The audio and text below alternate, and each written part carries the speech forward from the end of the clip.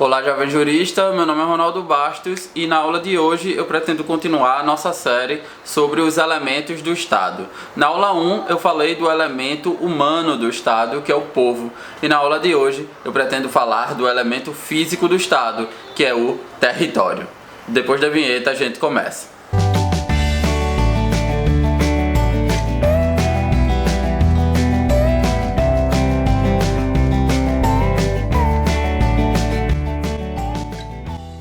O território é a base espacial onde o Estado exerce o seu poder coercitivo sobre as pessoas e sobre as coisas, né? Ele é composto de três dimensões, digamos assim. Ele é composto pela terra firme, que envolve o solo, mas também o subsolo, o que inclui mares internos, lagos internos, rios internos. Ele envolve também o espaço marítimo, que inclui o mar territorial, a plataforma continental e a zona econômica exclusiva, e envolve também o espaço aéreo.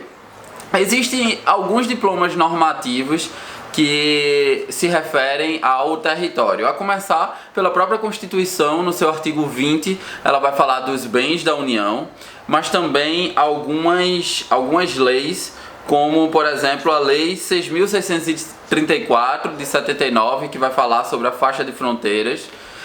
Em relação ao território marítimo, temos a Convenção das Nações Unidas, a Convenção Montego Bay sobre Direitos do Mar das Nações Unidas. Em relação ao espaço aéreo, temos uma outra série de convenções, como a Convenção de Varsóvia ou a Convenção de Chicago, que vai dispor sobre o direito internacional aéreo, o direito internacional aeronáutico. Todos esses detalhes eu pretendo aprofundar com vocês em outras aulas. O objetivo da aula de hoje é dar um panorama geral sobre esse elemento físico do Estado, que é o território. Vamos começar pela questão das fronteiras, né? Eu me valho da definição de Darcy Zambuja, que define as fronteiras em naturais e artificiais. Naturais é aquelas formadas por rios, lagos, divisórias construídas pela natureza, né? E fronteiras artificiais são aquelas formadas por linhas geométricas ou geodésicas, né? Criadas pelo homem.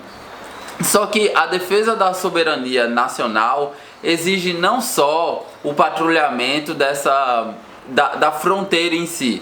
Exige-se que o Estado se preocupe com uma dimensão territorial bem anterior à linha da fronteira, que é chamada tecnicamente de faixa de fronteira. O que é essa faixa de fronteira? É uma linha paralela de 150 quilômetros à linha da divisão territorial, a linha da fronteira, né? Então, nesse espaço de 150 quilômetros antes da fronteira, há um super patrulhamento do Estado, ou deve ser assim.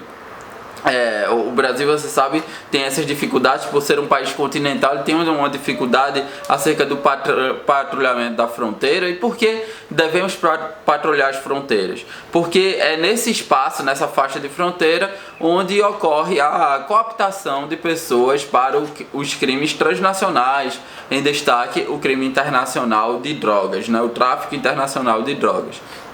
Então, existe uma lei específica para isso, que está no post lá que eu deixei no blog, que é a Lei 6.634.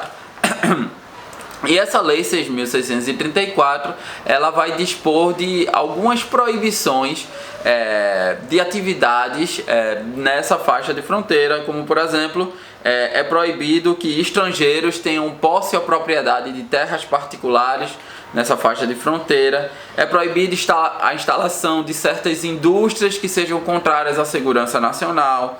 É proibida a instalação de certas empresas que se dediquem à exploração de recursos minerais ou até à colonização daquele local. Então, essa lei ela protege essa faixa de fronteiras na medida em que essa faixa de fronteiras tem um interesse estratégico. Mas as fronteiras não são só as fronteiras terrestres, né? Existem fronteiras marítimas de interesse estratégico para os estados.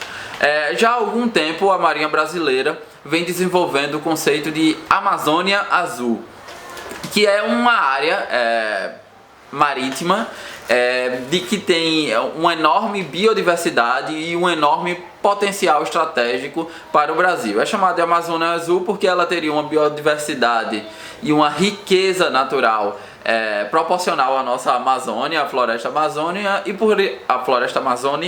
e por estar no mar receberia esse nome de Amazônia Azul. É nessa Amazônia Azul que estão o mar territorial, a plataforma continental e a zona econômica exclusiva. Conceitos que fazem parte do artigo 20 lá da Constituição Federal, os bens da União, e que eu vou tratar numa próxima aula. Acho que já na próxima aula eu trato desses conceitos com vocês. E por fim, além do território terrestre, do território marítimo, temos o território aéreo, né, que é o espaço aéreo que compõe o direito internacional aéreo ou o direito internacional aeronáutico. Existe uma série de convenções que tratam desse direito internacional aeronáutico, com destaque para a Convenção de Varsóvia e a Convenção de Chicago. De um modo geral, as aeronaves que são públicas, ou seja, pertencem a determinado estado, só podem navegar no seu estado e em áreas internacionais. E as aeronaves privadas podem navegar no seu estado em áreas internacionais e também em áreas pertencentes a outros estados, desde que haja um tratado ou uma autorização para que assim o façam. Então, esse direito internacional aeronáutico é um direito internacional bem complexo, porque é pouco estudado e envolve a chamada teoria das 5 liberdades, que eu vou explicar também numa próxima aula. O que vocês têm que saber é que o território não é composto só pela terra firme, solo, subsolo, mas pelo espaço marítimo e também pelo espaço aéreo. Isso é suficiente para esse tema dos elementos do Estado. Eu quero partir para um outro tema dentro desse elemento físico do Estado, que seria o território, que é a questão de como se adquire o território. Existem pelo menos 4 formas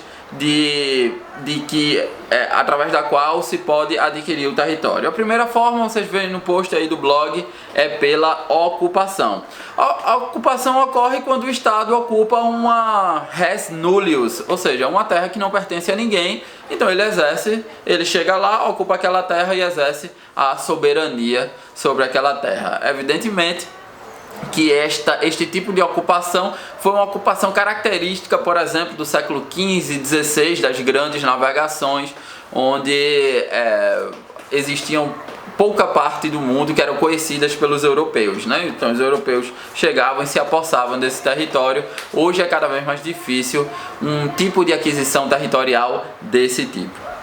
Uma segunda forma é a acessão, que ocorre por um acréscimo decorrente de um fato natural ou fato artificial. Um acréscimo de território decorrente de um fato natural ou um fato artificial. É mais comum que isso ocorra como um fato natural, um fato da natureza, pelos processos de aluvião, avulsão, formação de ilhas. Mas também é possível que esse território seja acoplado ao território de um estado por questões naturais, como aquelas que são consequência de formação de diques ou de quebra-mares, que evidentemente são gerados pelo ser humano, né? A terceira forma, que essa é uma forma aí um pouco mais comum para que o Estado adquira um território, é a cessão, que ocorre quando o território é transferido de um estado para o outro. E aqui eu entro num tema importante, que é a questão da alienação do território. Em razão do território ele ser objeto de ação soberana, o Estado ele pode vender, ele pode doar ou ele pode comprar território alheio. Isso aconteceu, por exemplo, quando os Estados Unidos comprou da França a Louisiana, quando os Estados Unidos adquiriu do México o Novo México e o estado do Arizona, ou quando os Estados Unidos adquiriu do Império Russo o Alasca, né? Então, bem como quando foi negociado entre o Brasil e a Bolívia o território do Acre, que pertencia à Bolívia e passou a pertencer ao Brasil. Então, por alienação é possível que haja que um Estado possa adquirir território. Também pode haver a troca de territórios. Eu coloco no post aí um tratado internacional de 1970 entre o México e os Estados Unidos. Os Estados Unidos deu uma parte do território dele para o México e o México deu outra parte do território dele para os Estados Unidos. Então essa é uma forma, talvez seja a forma mais comum de se adquirir o território. E a quarta forma é através da prescrição, que ocorre com um domínio efetivo, ininterrupto e sem contestação de um território por um longo prazo, que indique uma renúncia tácita do outro país sobre a soberania daquele território. É uma forma também não tão comum de ocorrer, mas como é prevista pelos publicistas, então eu coloquei para vocês. Então, são 4 as formas de adquirir território: a ocupação, a acessão, a cessão e a prescrição. Então anotem aí ou baixem lá no post que eu deixei para vocês. Uma outra questão que eu quero trabalhar com vocês é uma questão um tanto polêmica, porque é motivo de muita confusão, que é a questão da extraterritorialidade. Veja como eu defini lá no post, né? A jurisdição estatal alcança espaços localizados fora do seu território, mas que são considerados como se fossem extensão do território nacional, ainda que de fato não o sejam. Então veja que a extraterritorialidade, as leis do Estado, a soberania do Estado alcançam um espaço localizado no território alheio e faz como se fosse um território seu, mas não é o território do outro país, do outro estado. Isso acontece muito na questão das embarcações ou aeronaves públicas que estão em território alheio. Isso acontece muito na questão das relações diplomáticas e consulares, e isso está previsto no Código Penal, artigo 5º, parágrafo único, e o parágrafo 1º, né? Diz lá esse dispositivo: para os efeitos penais, consideram-se como extensão do território nacional as embarcações e aeronaves brasileiras de natureza pública ou a serviço do governo brasileiro, onde quer que se encontrem, bem como as aeronaves e embarcações brasileiras, mercantes ou de propriedade privada, que se achem, respectivamente, no espaço aéreo correspondente ou em alto mar. Veja que o dispositivo já dá a noção de que essa jurisdição, essa extraterritorialidade, esses espaços extraterritoriais, não é que são territórios do Estado, mas por uma ficção jurídica a gente considera como se fossem territórios do Estado. Por isso que é equivocada quando alguns juristas, inclusive, os leigos tudo bem, mas juristas a gente não pode perdoar, quando alguns juristas dizem, por exemplo, que a Embaixada dos Estados Unidos em Recife, onde eu moro, é território americano, e por isso os Estados Unidos mandam nela. Não é território americano, é uma incongruência técnica, teórica, falar que a embaixada de um país é parte do território desse país, mesmo estando em território alheio. A embaixada do Brasil em Paris é parte do território brasileiro e não parte do território francês. Não. A embaixada do Brasil em Paris, a localização da embaixada do Brasil em Paris, ela é território francês, que a França, por uma concessão que virou um costume internacional, ela deu imunidade de jurisdição ao Brasil. Então isso faz com que o Brasil aplique suas leis naquele espaço territorial, enquanto perdurar as relações diplomáticas entre o Brasil e a França, por exemplo. Então, o fundamento, por exemplo, para se aplicar as leis brasileiras e a soberania brasileira da Embaixada do Brasil na França é o Instituto da Imunidade de Jurisdição, que é previsto lá na Convenção de Viena sobre Relações Diplomáticas de 1961. Ou o Consulado do Brasil na Argentina, o que fundamenta é a Convenção de Viena sobre as Relações Consulares de 1961. Então não é que é território brasileiro na Argentina ou território brasileiro na França, ou no outro exemplo, território americano no Brasil. Não, são territórios do Brasil, no caso desse território aqui, da embaixada americana aqui, e é território da Argentina, e é território da França, mas o Brasil tem imunidade de jurisdição. É um costume internacional que foi codificado por essas convenções de Viena sobre relações diplomáticas e relações consulares. Isso vale também para as aeronaves ou embarcações brasileiras que estão em território alheio, ou as embarcações privadas que estão no alto mar ou em espaço aéreo internacional. Então, lembre-se disso, a questão da extraterritorialidade é uma questão de imunidade de jurisdição e não uma questão de que seria uma extensão do território do país em terras estrangeiras, né? E por fim, uma última questão que eu queria tratar com vocês é a natureza jurídica da relação do Estado com o seu território. É uma questão meramente teórica, é uma questão que os publicistas não chegaram a um bom termo, mas como pode estar nos manuais de vocês e é amplamente discutido nesses manuais, eu pretendi falar para vocês. Então, qual é a natureza jurídica da relação do Estado com o território? Existem duas correntes bem definidas. A primeira corrente vai dizer que é uma relação de propriedade. Então, o Estado exerce o domínio do seu território, ainda que sob uma parcela desocupada, e por consequência exerce domínio sobre as pessoas que estão no seu território, ou seja, é uma relação de propriedade. Laban vai dizer que essa questão é um direito real de natureza jurídica e Bourdieu vai dizer que é um direito real e institucional. Essa vertente que diz que a relação jurídica, a natureza jurídica da relação do Estado com o território é uma questão de propriedade, é uma natureza jurídica de direito de propriedade, tem alguns problemas. Ela não consegue explicar, por exemplo, a questão que eu acabei de expor para vocês, que é a questão da extraterritorialidade. Como é que a gente exerce soberania sobre um espaço pertencente a um outro país que não é nosso território? Então, como é que ela explica isso? Ela não consegue explicar ela não consegue explicar também como particulares podem ter direitos de propriedade. Então, existiria um duplo direito de propriedade, a propriedade do Estado e a propriedade do particular. Como é que seria isso, né? Então, essa teoria, ela teve essas críticas. Aí é quando surge uma segunda teoria que diz que a relação do Estado com o território é uma relação de império. Então, por essa teoria, diferentemente da teoria anterior, o Estado exerce domínio sobre as pessoas e, ao exercer domínio sobre as pessoas, exerce domínio sobre o território. Esta é uma teoria de Jelinek, por exemplo, que, segundo Dallaire, é sob essa teoria que se justifica que as invasões estrangeiras de território são consideradas ofensivas à personalidade jurídica do Estado, ou seja, a soberania do Estado. Só que essa teoria também tem uma série de problemas.